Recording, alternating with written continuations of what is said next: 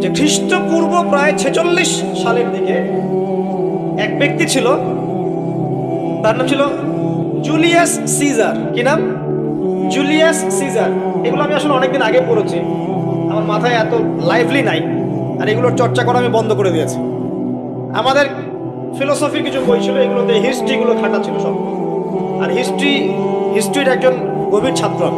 তো এই Julius caesar নামক এক ব্যক্তি ছিল, যে আসলে সিজার নামক এক দেবতার উপাসনা করত। কথা বুঝতে পারছেন? ওদের অনেক দেবতা ছিল, এরকম একটা দেবতার নাম ছিল সিজার।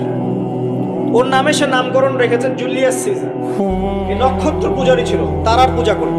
কথা বুঝতে পারছেন? তো তারার পূজা যে করে সে কি তাওহীদপন্থী না মুশরিক?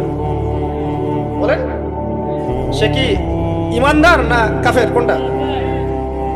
এখন সে একটা ক্যালেন্ডার ফর্ম করেছিল, এর নাম হলো এই গ্রেগরিয়ান ক্যালেন্ডার বলে আর কি।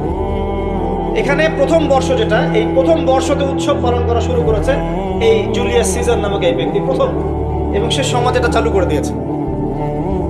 এরপরে আরো পরে প্রায় খ্রিস্টের জন্ম 800 বছরের দিকে পারস্যের এক সম্রাট ছিল, তার নাম ছিল মনে হয় জামশিদ।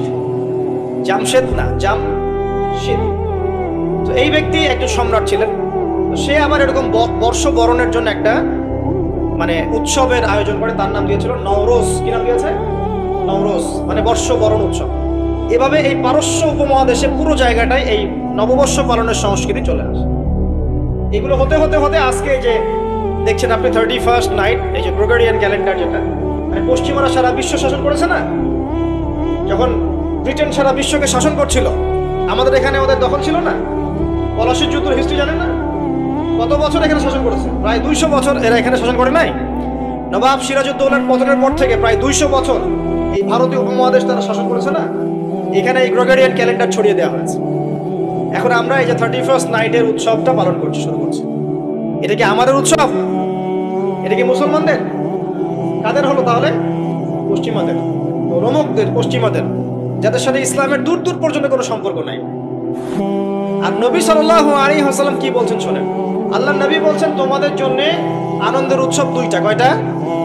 একটা ঈদুল ফিতর, রমজান মাসের সম সাধনার পরে, কিয়ামুল লাইলের পরে, তারাবির পরে, তাহাজ্জুদের পরে, কোরআন খতম দেওয়ার পরে, যাকাত ফিতরা দেওয়ার পরে, ত্যাগের এই মাসের পর আমরা একটা আনন্দ করি, ঈদুল ফিতর। করি কি না? সবাই আনন্দ ভাগাভাগি করে নেয়, আলহামদুলিল্লাহ। ওই দিন আল্লাহ পাক কি করেন?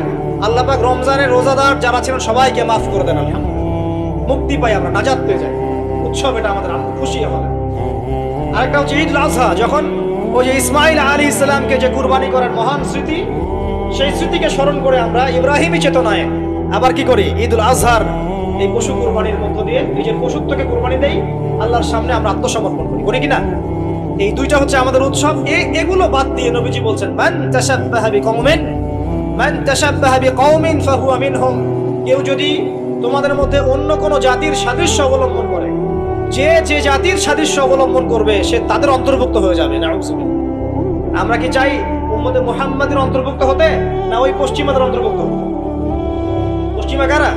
যাদের মধ্যে ছেলে ছেলে বিয়ে করা জায়েজ। খুশি হয়েছেন?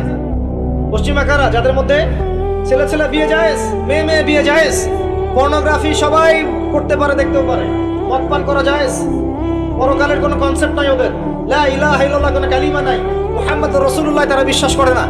এমনকি তারা বলছে, কয়দিন আগে বললো মেরি ক্রিসমাস, বলেছে না? যে ব্যক্তি বলেছে মেরি ক্রিসমাস 25শে ডিসেম্বরে, সে ওই দিন স্বীকার করে নিয়েছে যে 25শে ডিসেম্বর আল্লাহ পাক ঈসা আলাইহিস সালামকে জন্ম দিয়েছেন। কথা বলে বুঝতে পারছেন না?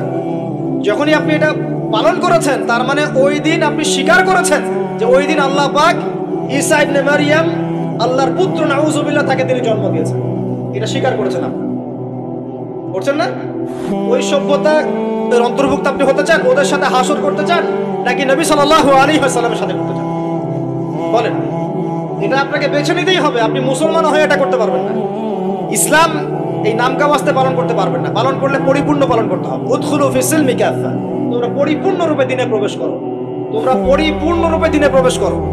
নামাজও পড়বো, সুদও খাবো, এদিকে যাকাত দিব, আবার এদিকে আমি ঘুষও নিব, এদিকে আমি হজ উমরাও করবো, আবার এইসব পশ্চিমা সংস্কৃতি ধারণ করবো, মাদক খাবো, সুদ খাবো, জেনা করবো, ফ্রি মিক্সিং করবো, এইসব মানে অজবরল ইসলাম পালন করে এই যুগে চলবে না। পরিপূর্ণ ইসলাম পালন করতে হবে, আল্লাহ পাক তৌফিক দান করুন। পরিপূর্ণ ইসলাম পালন করতে গেলে কি আমরা এই উৎসব পালন করতে পারবো? এক নাম্বার দেখালাম যেটা ওই জুলিয়াস সিজারের চালু করা এটা পদ্ধতি, নওরোজ যেটা ওই জামশিদের চালু করা পদ্ধতি। আর আমরা মুসলমান হয়ে কিভাবে আমরা অগ্নি পূজারীদের, পশ্চিমাদের এবং ইহুদি নাসারাদের সংস্কৃতি কেমন করে ফলো করতে পারি? আমরা কি সম্ভব? আর নবী যখন বলে দিচ্ছেন মান তাশাব্বাহা বিকওমিন ফাহুয়া মিনহুম, যে যে জাতির সাদৃশ্য অবলম্বন করবে সে তাদের অন্তর্ভুক্ত হয়ে যাবে, তাদের সাথে হাসর হবে। আমি কি তাদের সাথে হাসর চাই নাকি নবীর সাথে হাসর চাই?